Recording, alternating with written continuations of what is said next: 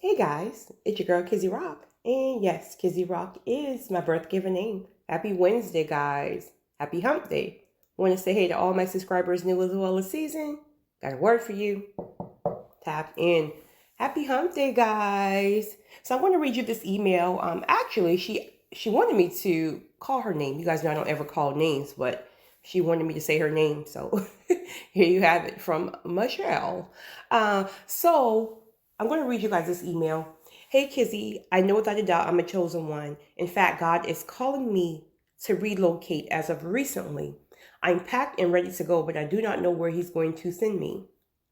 I'm having a very difficult time leaving my family, even though I can admit that my family is very toxic. And I'm sure that I have toxic traits as well, considering that that is all I've been exposed to. My mother is a narcissist and my father is an alcoholic.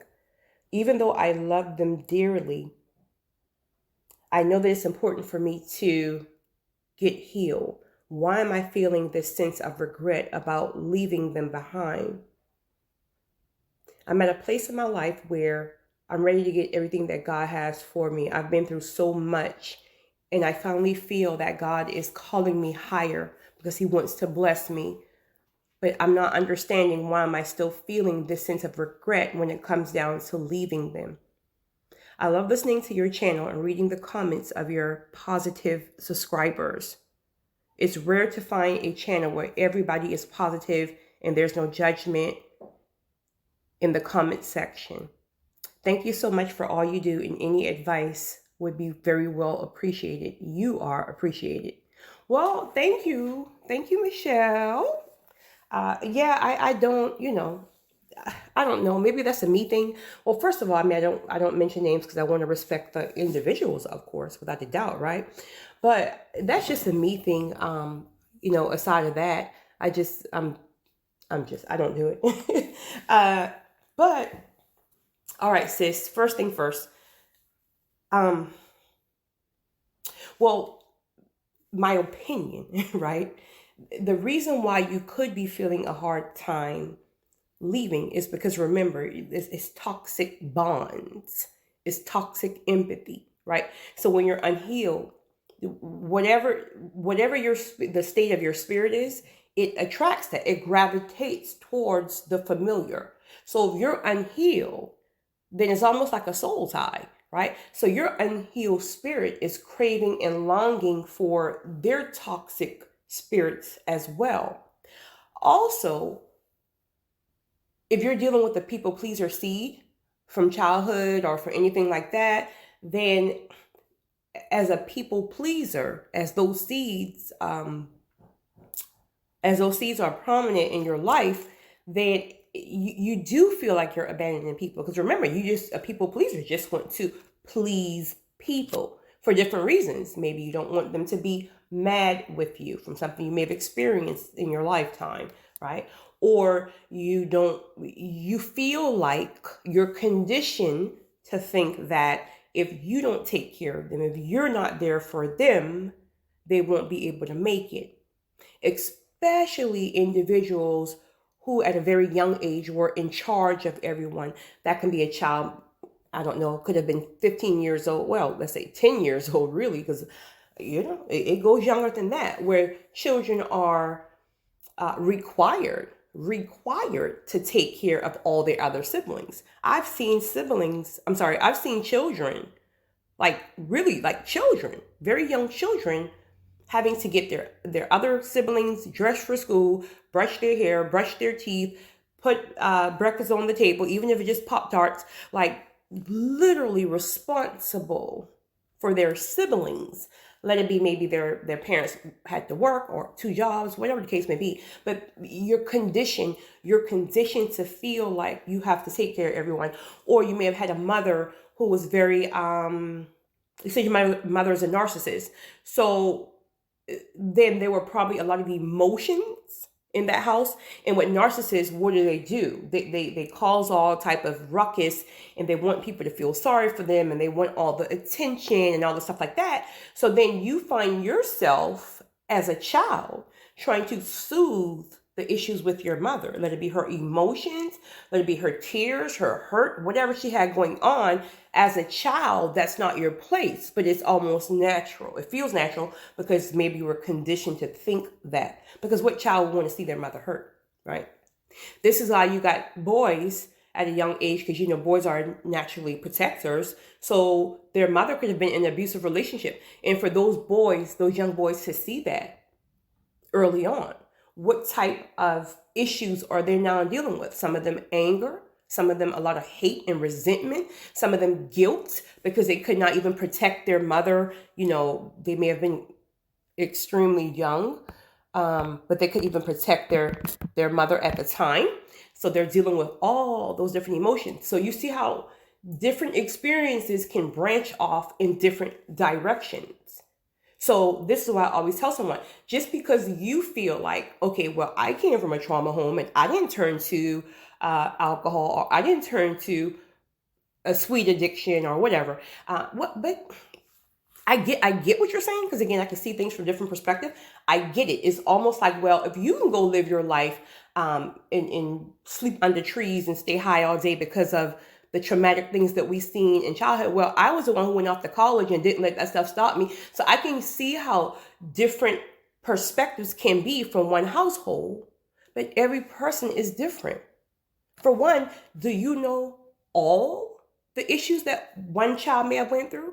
Right? You may not have experienced the abuse where the other has, or maybe the other was good at communicating it, let it be to a teacher or other classmates, or getting that thing out from artistry or just basketball or whatever, where the other one suppressed everything. So there's so many different directions on how it can go when more than one person have experienced the same thing in the child within that home. But if God is calling you, sis, to relocate, God has some major, major, major blessings for you. For one, many times he wants to heal you, to give you everything he has for you, because first of all, you deserve it. You deserve it. You went through all that in childhood, the first part of your life. God wants to bless you, right? For you, as well as you can go back and to help the ones who want, all caps, want to attempt a healing process, right? Sometimes they can just watch you and see how God is blessed you, and you can just be an example in the ways that God is currently blessing you. Or he may call you to go back and attempt to help. But again, you have to want it, right? You just have to want it. There's no way in the world you can try to help somebody who does not want the help. It took me a long time to learn that, but trust me, I got it now. Everybody doesn't want help. Everyone doesn't want to be healed, and that's okay. But you can't worry about that. But that's what will happen. You will literally find yourself worrying about, well, if I go, what are they going to do? Let me tell you something about people in general. We sometimes handicap people. But when you stop doing certain things, do you think people's lives will literally just end? No, they're just used to you doing everything, right? It could be 13 people in the household. You got aunties, you got cousins, brothers, sisters, best friends, whatever. Everyone lives in the household, right? But you may be the one person, because you're chosen, that everybody relies on. So here, you're the only one getting up in the morning, feeding everybody, cooking, whatever. You're the one that's going over across the street and giving Big Mama her insulin and her coffee every morning, right? You're the one that's paying all the bills. You're the one that's working 3 jobs, and the other ones are just taking and taking and taking and just laying on the couch and all this stuff. So you're frustrated, and you feel like, well, if I can't leave them, Big Mama's not going to get her insulin. They're not going to be able to eat. And I mean, they like, their oatmeal a certain way, and conditioning. If you leave, guess what? They'll figure out how to make the oatmeal. They're not going to starve. They're just not doing it now because you're doing it. You'll probably break down tired, and they will sit there and watch you tired, right? They will watch you going through all this stuff and won't even step in to help you. In fact, probably cause more stress and drama in your life. People only do what you allow them to do. But conditioning, again, especially in our community, will have people thinking like, you can't leave family, you can't leave blood, because blood is thicker than water, right? Because it's family. Well, remember, we didn't get to choose family, because I think some of us, if we're going to have a transparent moment, a lot of people would have not picked and choose the family that they have in general, right? People would not have, at least a couple of the members of the family. You're like, child, if I had to pick you up out of the line and I knew like your ways or your whatever, child, you would be in Mars somewhere, because I would not have picked your foolishness, right? So we didn't get to pick family. We were given them. This is why you can find people in the world who you meet with, and it's like you guys have this bond, right? It could be a best friend, it could be a coworker, it could just be somebody that you meet, and over the years you have this bond that you feel like, well, why can't I have that with some of my own family members? Well, because you didn't pick family. You didn't have a chance to pick them, right? You have a chance now to select positive people. You have a chance now to select people who can add value to your life, who can take your hand and help you, who can appreciate you, right? Versus take advantage of you. But we have to change our perspective. This is why it's important to have that leader mindset shift and march to the beat of your own drum, regardless of what society says and regardless of what other people will say. Listen, you can't worry about that, because here's another thing you'll realize. The same people, the same toxic people who are telling you, no, you got to stick with I don't care how toxic your family is.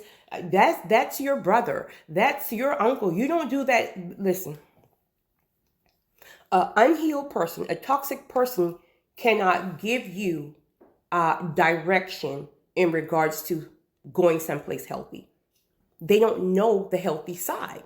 So anything that they're giving you, so they're saying, let's say, for example, they're saying something to you, attempting to get you to regret going, almost like, well, you're just going to leave everybody and we had your back when you, like all that stuff like that. Listen,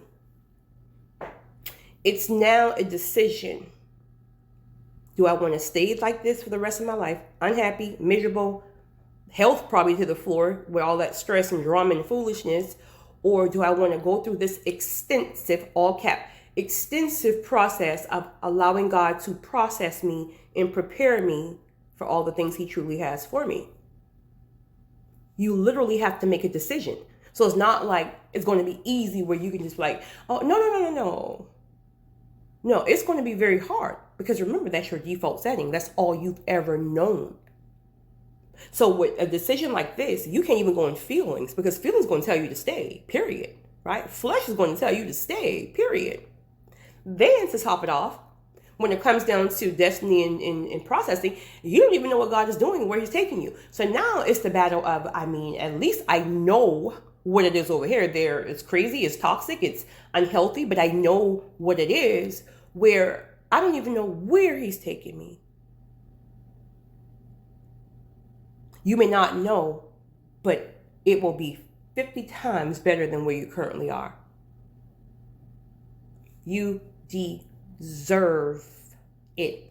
We all deserve it. Most people just some people don't achieve it because, again, it's not easy. You just have to have that mindset. And this is why I always say too, I think it's easier for the chosen ones, because the chosen one was already most likely rejected anyway and abandoned anyway, and just different and kind of just pushed in the corner anyway. So, maybe God allowed some of that stuff to happen early on in life, because again, when it's time to leave, will it be easy? No, but it will be easier, because when you think about it, they really didn't want you there anyway. Right? They had their own agendas anyway. But the toxic empathy will have you still thinking like, well, it's blood. I know they're not appreciative, but who's going to, that's all unhealed toxic stuff. And you don't even realize it's toxic until you get healed. You just think it's just normal. It's not normal. It's really not. Some of the things that we think in life is normal is not normal. It's conditioning. So when you decide to go, right? And kudos to you for waiting till you hear from God, right? Because even as God is calling you, obviously you feel that in your spirit now. God is calling you to relocate. Obviously, he haven't given you the answer yet on where you're going, right? But the fact that you're packed says a lot. That says you've already made a decision. But remember now, even within this process of waiting, it's going to be extremely hard too, because now you're going to have people coming up against you. You're going to start second guessing this thought. You're going to have jobs that wouldn't even give you a second look in your current place. Now calling for you. It's like everything is going to start to kind of make sense. You're going to have family members who are now trying to, especially if they're narcissists, they're going to now try to act like they're ready to change. They're going to now pour into the fact that how much they appreciate you. All this stuff right before you leave. Don't fall for that nonsense. Especially if it's a narcissist. It's love bombing. They know they're about to lose the grip on you. So now they're going to love bomb you. They're going to tell you how much, they appreciate you. They're sorry for all the stuff they're doing. All that nonsense, right? But there's only a way to try to keep you there because they know once you leave, their supply is gone. So keep the decision that you've made to the forefront. So now your decision is going to have to override your feelings. When you go, there's going to be many times you want to turn back because, again, you don't know what God is doing. You literally just have to take one day at a time. You can't think too far ahead. Let's say God sends you to Alaska, I'm just saying, right? And you get there and you get on your flight and you get to Alaska and you're like, whoo, you probably shed some tears on the plane, like, oh, I'm going to leave everything behind. This is so sad. And I don't know what's going on. And then finally, when you get to Alaska, you're like, woohoo, the promised land. And now nothing makes sense. You can't find the proper job. You can't find the proper housing. Nothing makes sense, right? So then you're going to now want to turn back because guess what? You're not even comfortable. Remember, your past toxic relatives and whatever, like that's your comfort zone. So now you're going to be very uncomfortable. You're going to be very fearful because now, and then they're going to be pulling from you like, oh, you should just come back because we miss you. Like your mindset have to be locked in on, I want every single thing that God has for me because I deserve it. Many times we don't even really believe we deserve it. And that's why I think God gives us things piece by piece. Because when God shows you all the stuff that he has for you because you decided to heal, it will blow your mind. You will sabotage it. That's healthy relationships. That's just blessings. That's the things that he has for you. You will sabotage it if you don't go through processing. This is why processing is important. We think we're ready for something because we can see it or we feel we deserve it. But you still have to have a certain type of mindset, right? Certain type of character, all that stuff to really handle and deal with that stuff. Because anything that God, all caps, God give you is for the long run. So if you don't be processed, he can give it to you, but you'll be right back to your crazy relatives in 5 months. So the processing is so long and so difficult and so hard. I think I was listening to a recording yesterday, actually. I think it was Bishop T.D. Jakes, and he was talking about processing and how hard processing is. But when you go through all that, when you go through everything you will have to go through, and my God, will you go through a lot of hard times. But when you finally arrive to destiny and like you seeing your blessing and stuff like that pour in, it's almost like, well, you know how people, I don't have children, but you know how people say that when a mother is going through the pregnancy and she's going through all this stuff, the hurt, the pain, the this, that, all the stuff. But when she sees the child, it's almost like she forgets that's how it is. It's almost like you when you're in the process, you feel like it's 35,000 years. But when you finally get to due season, it's almost like you kind of forget. You don't forget it now. Let's be clear here. And I think that's God's way of keeping you humble and making sure that, let's say, you try some foolishness, I'm going to take it back, right? So you don't forget it. I just had a revelation because I said in one of my recordings last week, I was a guy friend of mine. I always like kind of just like pick at him and not. He has such a powerful testimony, but he doesn't like to share it. He likes to sit on it. And I always tell him that it's important to share it because you get to help people who's going through it. But I just had a revelation when I was just saying that right now, that, never mind, that's to the left, to the left. But when it happens, you're almost not even like thinking about the hard times. In fact, you appreciate the hard times even more. Because now you're looking at certain blessings and you're like, my God, now it all makes sense. If I didn't go through this, if I didn't go through, let's say, for example, if I didn't have to go through a single season where God had to literally strip me from everything I was taught or conditioned to see from, in your case, an alcoholic father or a narcissist mother, right? Obviously, that couldn't be a happy marriage foundation. So if God did not put me in a single season to strip me of all the defensiveness and things I did to guard my heart and guard myself, because all I saw was a man is always toxic and a man that only beats his woman. So if God didn't strip you of all that stuff through your processing, how could he send you a husband who will then help you to establish that healthy foundation of a marriage?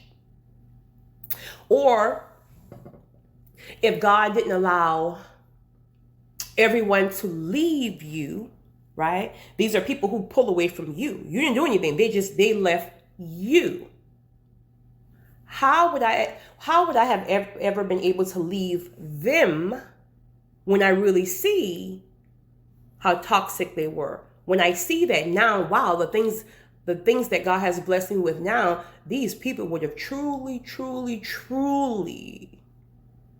have stunted a lot of things. But because I have a quote unquote people pleasing seed, I would have never been able to leave them. So instead, God allowed them to leave me. And even though that felt like torture for 6, 7, 8 months, however long you grieve, right? Even though I had to go through all that, now that I'm sitting in due season, it makes absolute sense. So there are so many things that you will have to go through within the process that it doesn't make sense at the time, right? It just feels like torture at the time. But when you get to due season, it will all make sense. So sis, I'm excited that, God is calling you apart to heal, because you deserve everything. You deserve it. That's the best way to get back at Satan, right? He done calls all that foolishness. That's the best way to get back at Satan. That's the best way to get back at your haters. Like, listen, just shine. You don't have to even try to fight anybody. You don't have to retaliate. You don't even have to say anything. God will bless you so abundantly that they will look at you like, wow, I tried to do this, or I tried to ruin her life ever since she was young. I tried to do that, and they couldn't do nothing. They couldn't do nothing. Like, get a couple of tears maybe. They couldn't do nothing. And now God is blessing you, and now they have to sit back and watch that. So you, sis, go and get what's yours. Don't worry about no blood to stick in the water, because you will meet some water that's thicker than blood. Trust me when I tell you. It's your girl, Kizzy Rock.